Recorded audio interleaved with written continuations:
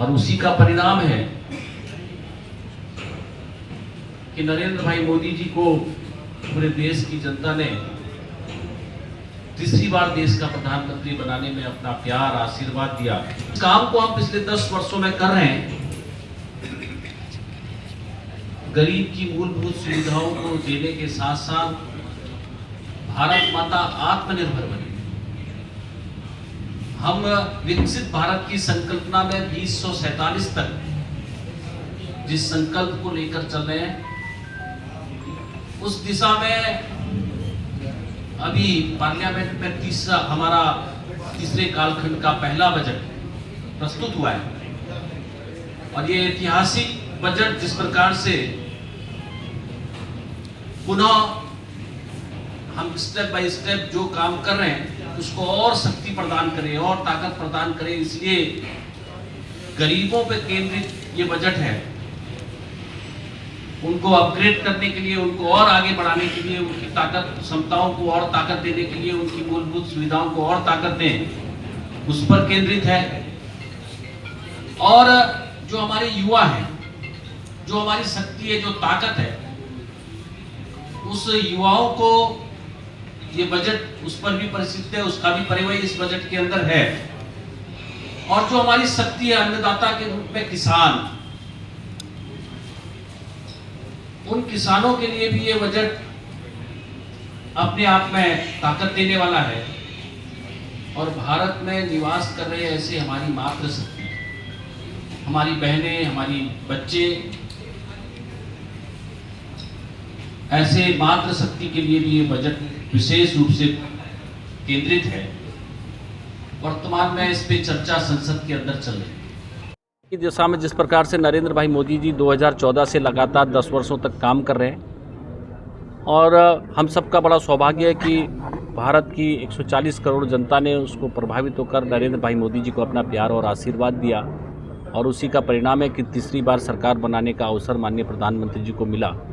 और हमारा जो अभी बजट सत्र चल रहा है उसमें प्रधानमंत्री जी के मार्गदर्शन में निर्मला सीतारमण जी ने जो बजट प्रस्तुत किया है, ये बजट गरीब पर केंद्रित है, गरीबों के उत्थान पर केंद्रित है। जिस प्रकार से पिछले 10 वर्षों में चाहे वो पानी है, घर है, उसके शौचालय हैं, उसके भोजन की व्यवस्था है, हर गरीब कहीं ना किसी के आगे हाथ ना फैलाए, स्वयं में आत्मनिर्भर बने, उसका जीवन स्तर अपग्रेड हो, उसी पर काम करने का काम नरेंद्र भाई मोदी जी ने जो किया है, उस पर और बजट का प्रोविज़न करके उनके जीवन स्तर को और बढ़िया बनाने का काम प्रधानमंत्री जी के इस बजट में है। युवाओं पर केंद्रित है। 4 करोड़ लोगों को रोजगार देने के लिए 2 लाख करोड़ का इस बजट में प्रोविज़न किया है, जिसमें रोजगार, कौशल विकास, प्रशिक्षण और अपनी इंडस्ट्री के लिए भी उसमें पैकेज में दिया गया है। अन्नदाता किसानों के लिए भी ये बजट में प्रोविज़न किया गया है।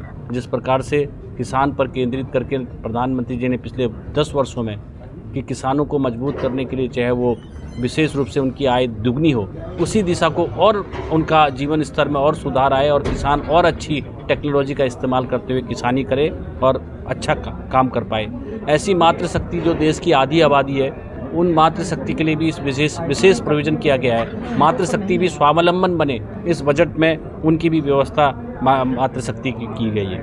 इसलिए मैं कह सकता हूँ, जिस प्रकार से पूरे देश दुनिया के अंदर भारत का स्वाभिमान, गौरव बढ़ा है, हम एक शक्तिशाली आर्थिक राष्ट्र बनने की दिशा में हम आगे बढ़ रहे हैं, उसी पर केंद्रित ये बजट है। विपक्ष आरोप लगा रहा है कि तमाम जो सहयोगी दलों के राज्य हैं, चाहे बिहार हो, आंध्र प्रदेश है, उनको संतुष्ट करने के लिए अधिक बजट का प्रावधान किया गया है। ये कुर्सी बचाने के लिए सरकार ने ऐसा किया है। देखिए, विपक्ष आरोप प्रत्यारोप के अलावा कभी विपक्ष ने कुछ नहीं किया है। विपक्ष खुद भी जानता है कि वास्तव में नरेंद्र भाई मोदी जी के मार्गदर्शन में जिस प्रकार से प्यार और आशीर्वाद से उनको मिला है, तो हमेशा कोई भी बजट का प्रोविज़न जब किसानों के लिए होता है तो किसान सम्मान योजना का लाभ पूरे देश भर के सभी को उस किसान सम्मान का योजना का लाभ मिलता है। 6,000 रुपया सम्मान मिलता है। वहीं जहां हम बिजली देने का काम करते हैं तो बिजली हर घर तक पहुंचना, नल हर घर तक पहुंचना, सबको गैस का कनेक्शन देना और सबको शौचालय देने के साथ साथ हम ऐसा ये बजट का प्रोविज़न रहता है। जहां आप बोलते हैं कि विशेष रूप से जो काम होना चाहिए, आज हमारा जो है काशी विश्वनाथ कॉरिडोर बना, हमारा प्रभु राम का मंदिर बना।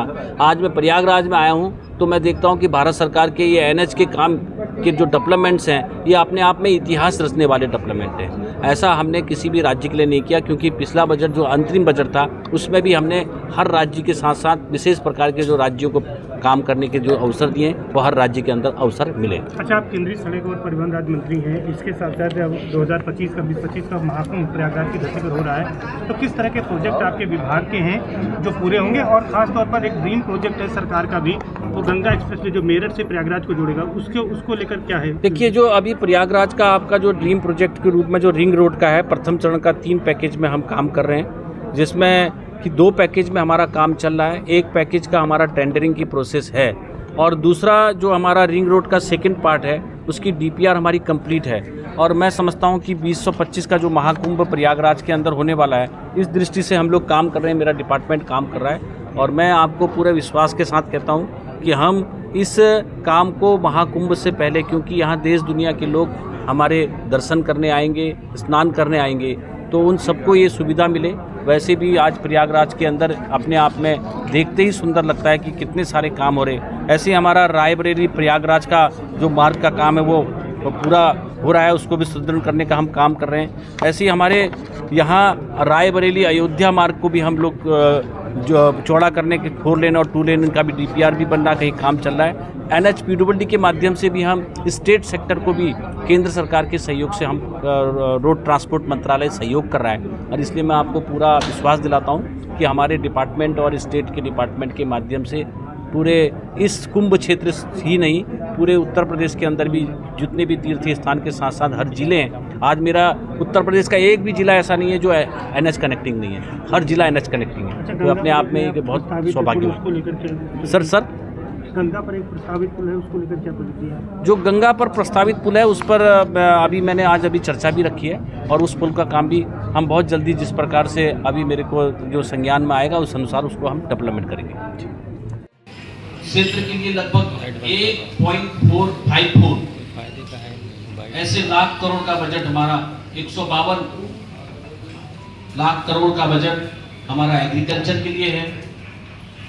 महिलाओं और बालिकाओं की योजना के लिए 3 लाख करोड़ का बजट का प्रोविजन किया है।